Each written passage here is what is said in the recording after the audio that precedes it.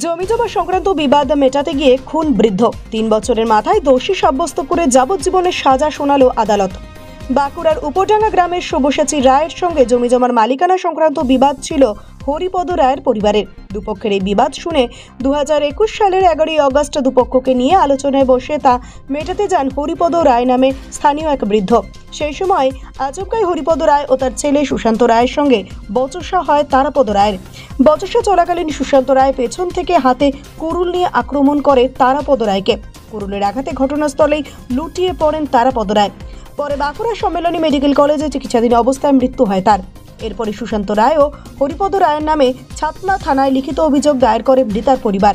এই ঘটনা 3 মাসের মধ্যে 2021 সালের 13ই নভেম্বর আদালতে চার্জশিট পেশ করে পুলিশ। এরপর থেকে বিভিন্ন তথ্য প্রমাণ ও স্বাক্ষর ভিত্তিতে বিচার চলতে থাকে বাঁকুড়া জেলা আদালতে। গতকাল বাঁকুড়া জেলা আদালত সুশান্ত রায় ও তার বাবা হরিপদ রায়কে দোষী সাব্যস্ত করে।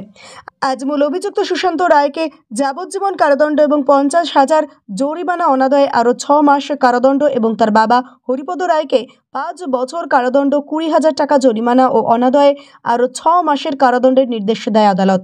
আদালতের এই রায়ে স্বাভাবিকভাবেই খুশি মৃতের পরিবার। কাকা একটা জায়গা কিনেছিল, সেই জায়গাটাকে ও দখল করে নিয়েছিল। সে কাকার সাথে ঝামেলা হচ্ছিল। বাবা হচ্ছে বাবার ভাই, বাবা তার বাড়িতে বসে থাকতে পারে না, আর আমিও থাকতে পারি না, যেহেতু কাকার সাথে ঝামেলা হচ্ছে। সে বাবা গেছিল ওদেরকে বোঝাবার জন্য। তারপরে বাবা বয়স্ক ছিল, আর পেছন থেকে মারেছে।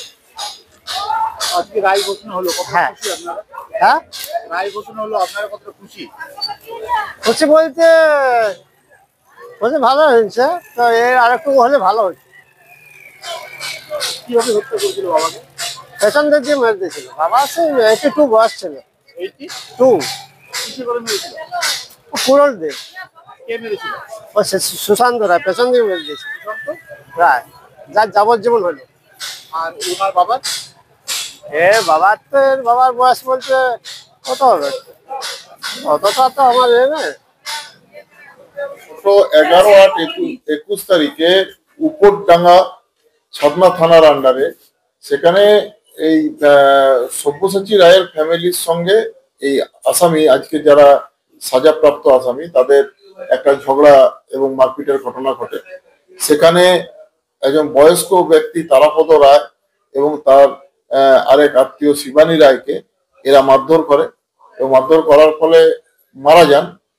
এরপরে পরবর্তীকালে এই কেসটা শুরু হয়, সাক্ষ্য প্রমাণ হয়। তখন দেখা যায় যে এদের বিরুদ্ধে প্রমাণ এসেছে। তখন আজকে আমাদের জেলা জজ এই কেসে সাজা ঘোষণা করলেন। সাজা ঘোষণাতে সুশান্ত রায়ের বিরুদ্ধে যা সাক্ষ্য প্রমাণ এসছে তাতে দেখা যাচ্ছে যে উনি ওনার মারার ফলেই মাথায় ইনজুরি করেছে, সেই জন্য মারা গেছে বলে তাকে 302 অর্থাৎ লাইফ ইমপ্রিজন মার্ডারের জন্য তাকে লাইফ ইমপ্রিজনমেন্ট ঘোষণা করা হলো, যাবজ্জীবন কারাদণ্ড। তার সঙ্গে 50,000 টাকা জরিমানা, অনাদায়ে 6 মাস জেল। আরেকজন হরিপদ রায়, তার মারের ফলে ইনজুরি হয়েছিল, সেই জন্য তাকে 5 বছরের সাজা, 50,000 টাকা জরিমানা, 20,000 টাকা জরিমানা এবং 6 মাসের অনাদায়ে 6 মাসের জেল দেওয়া হয়েছে।